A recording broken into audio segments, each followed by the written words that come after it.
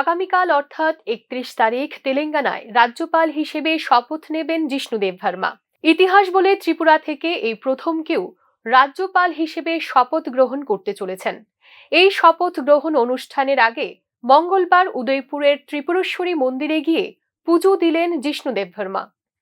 এদিন তার সঙ্গে উপস্থিত ছিলেন তার স্ত্রী সুধা দেববর্মা।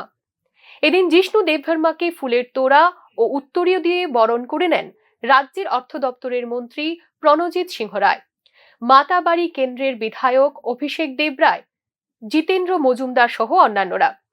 এদিন সংবাদ মাধ্যমের মুখোমুখি হয়ে জিষ্ণু দেববর্মা জানান, দেখুন, আমাকে কাজ দেওয়া হয়েছে, তাই আমাদের সম্মানীয় প্রাইম মিনিস্টার আমাকে বলেছেন সেখানে যাওয়ার জন্য, কাজ করার জন্য। পুরোটা অভিজ্ঞতা হবে আমার জন্য।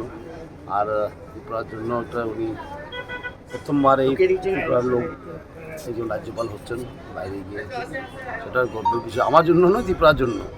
এবং প্রাইম মিনিস্টারকে আমরা ধন্যবাদ জানাই, এবং হোম মিনিস্টার, প্রেসিডেন্ট অফ ইন্ডিয়াকে আমরা ধন্যবাদ জানাই ত্রিপুরার মানুষের পক্ষ থেকে। যেন ওনারা ত্রিপুরাকে পরিচয় করে দিয়েছে স্যার ভারতবর্ষে। এখন ত্রিপুরার নাম কিন্তু সবখানে আছে, মাতা ত্রিপুরা সুন্দরীর নাম, ঠিক না? এবং পদ্মশ্রী অনেকজনে পেয়েছেন, এখন গভর্নরও হয়ে গেছে। এদিন জিষ্ণু দেববর্মাকে দেখতে মন্দির প্রাঙ্গণে উৎসুক জনতার ভিড় ছিল লক্ষণীয়। Bureau report, news now.